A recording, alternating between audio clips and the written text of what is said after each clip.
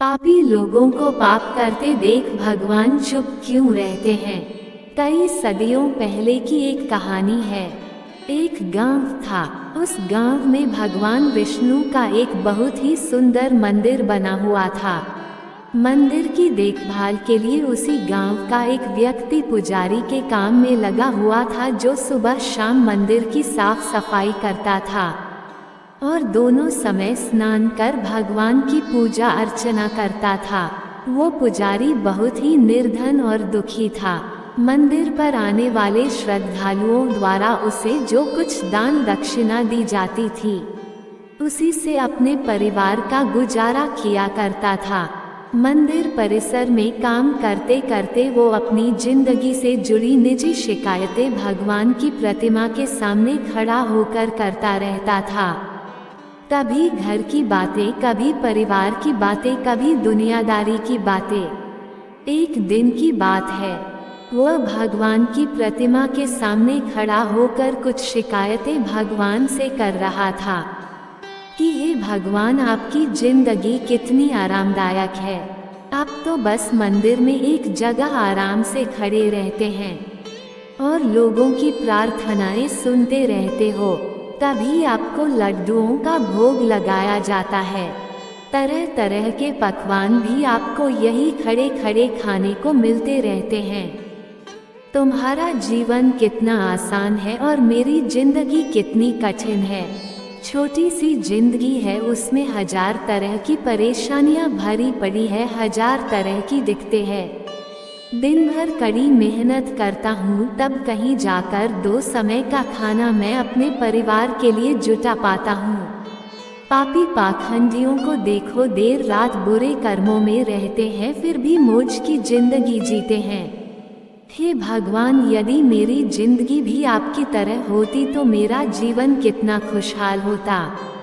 अपने सेवक की ऐसी बातें सुनकर भगवान से रुका नहीं गया।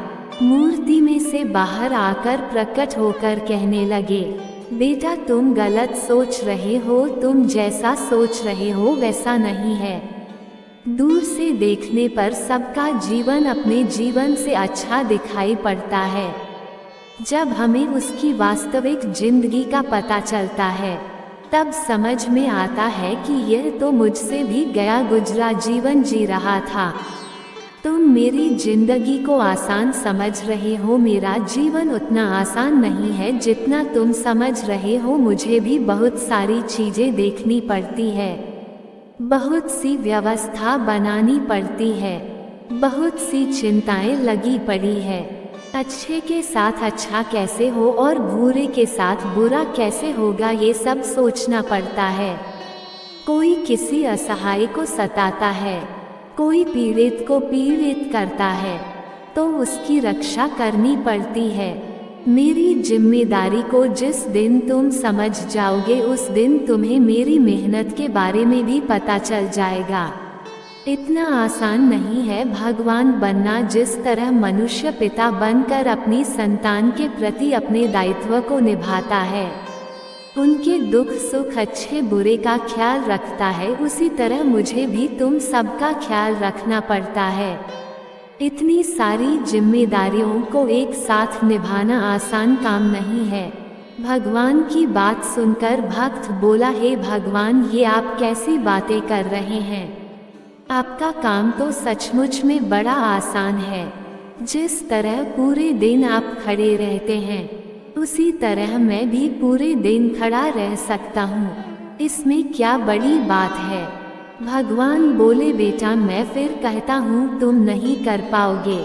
मेरे इस कार्य में बड़े धैर्य की आवश्यकता पड़ती है और मनुष्य में इतना धैर्य नहीं है कि वह परिणाम घोषित होने तक रुक पाए। मनुष्य के अंदर यह कमजोरी होती है कि वह थोड़ा सा सुख पाकर घमंड से भर जाता है और जरा सा दुख आने पर तो टूटकर बिखर जाता है।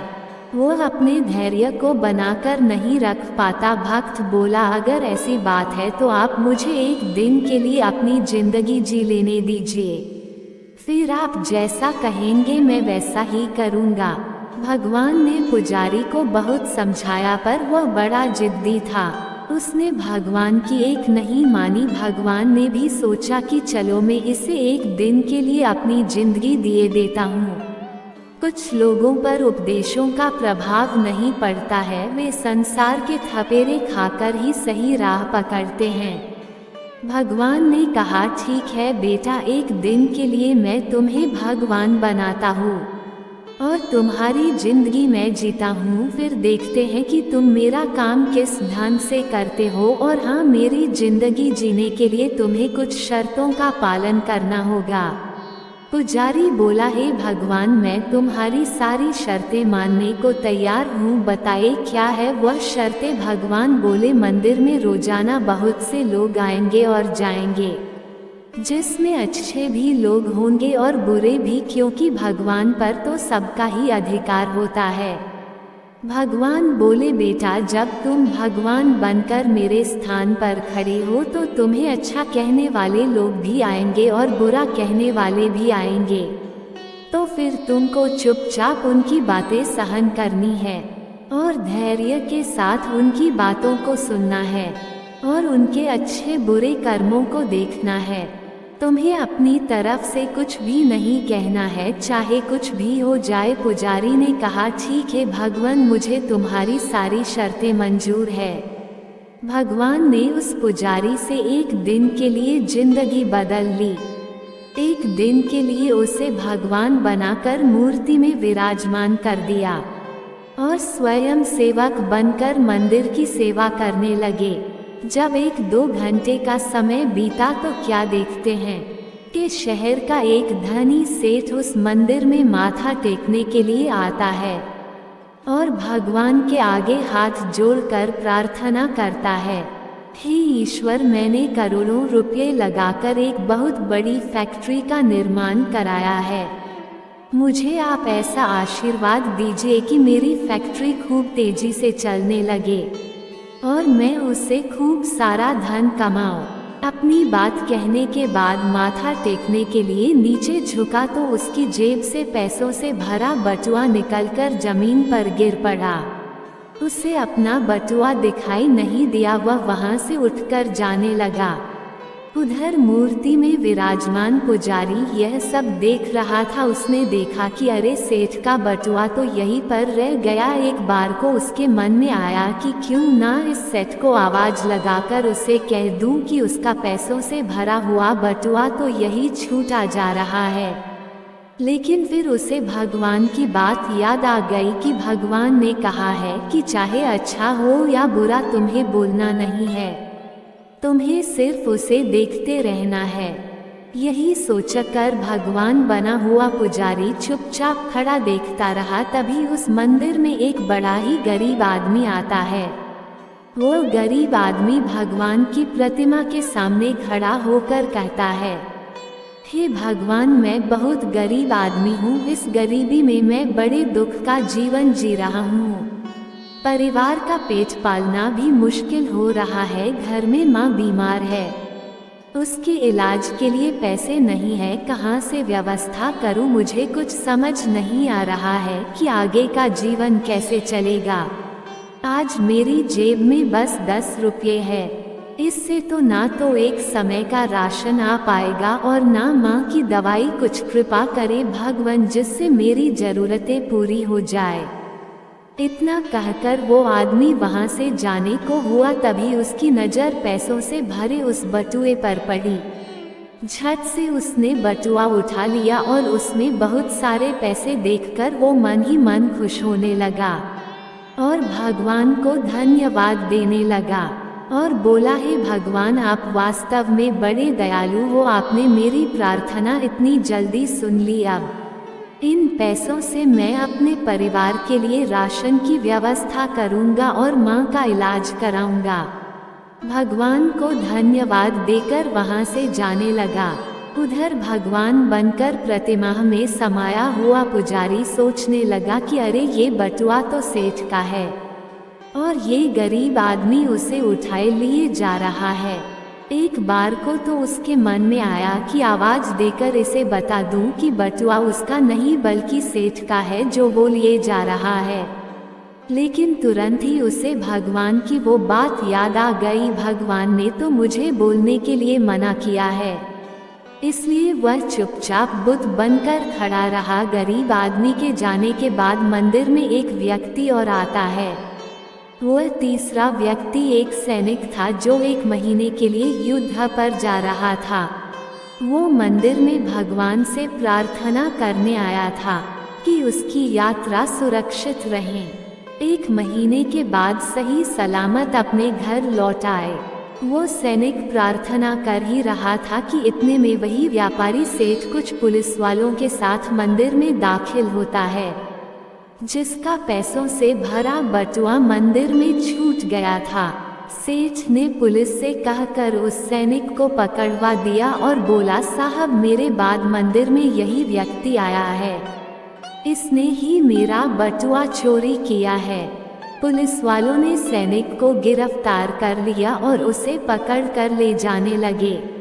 ये बात भगवान बने हुए पुजारी को बिल्कुल भी हजम नहीं हुई, क्योंकि वह सैनिक तो बिल्कुल निर्दोष था। बटुआ तो वह गरीब आदमी लेकर गया था।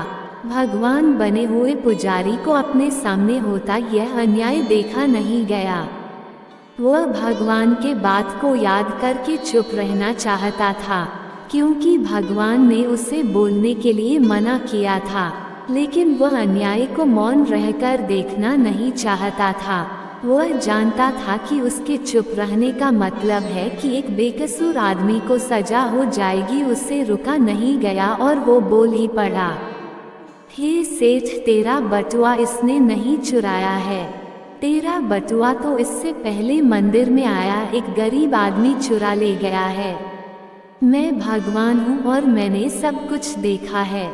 भला पुलिस वाले भगवान की बात क्यों ना माने। उन्होंने तुरंत सैनिक को छोड़ दिया और उस गरीब आदमी को पकड़ लाए। उससे सेठ का बटुआ छीन लिया। वो बेचारा बड़ा निराश हुआ। जब 1 दिन का समय पूरा हुआ तो भगवान मंदिर में आए। उधर भगवान बने हुए उस पुजारी ने पूरे दिन का घटनाक्रम भगवान को सुनाया और बड़े गर्व से कहा कि हे भगवान, आज मैंने एक सैनिक के साथ हो रहे अन्याय को होने से रोक लिया। देखिए, एक दिन भगवान बनकर मैंने कितना महत्वपूर्ण कार्य किया है। पुजारी की बात जब भगवान ने सुनी तो कहने लगे, तुमने न्याय नहीं अन्याय किया है।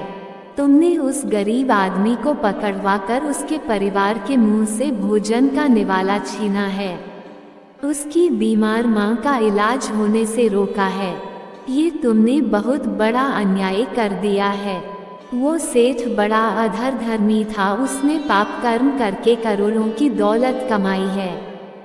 गरीबों का पेट काटकर उसने उन पैसों को जमा किया है। यदि उसका बटुआ छूट गया था तो क्या हुआ, कम से कम किसी गरीब का कुछ भला तो हो रहा था और उस सेठ के कुछ पाप कम हो रहे थे।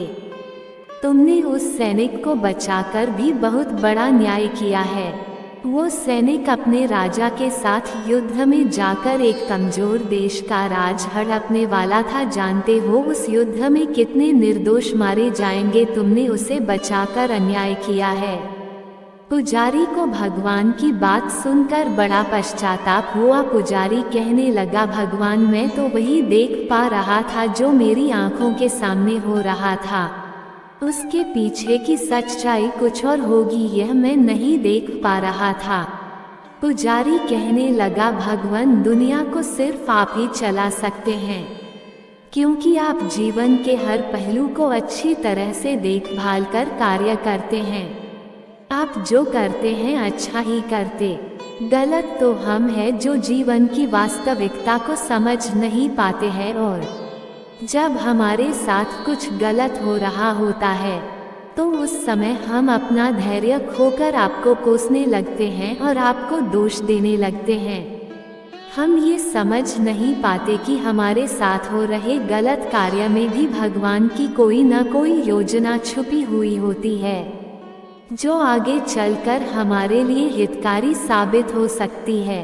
इस कहानी से हमने ये सीखना चाहिए कि समझदारी इसी में है कि हमें गंभीरता पूर्वक कार्य के अगले पिछले परिणाम को सोच लेना चाहिए। यदि आपके साथ आपकी मर्जी के अनुसार कुछ नहीं हो रहा है तो उसमें भगवान की मर्जी समझना चाहिए, और भगवान जो करता है वह अच्छा ही करता है।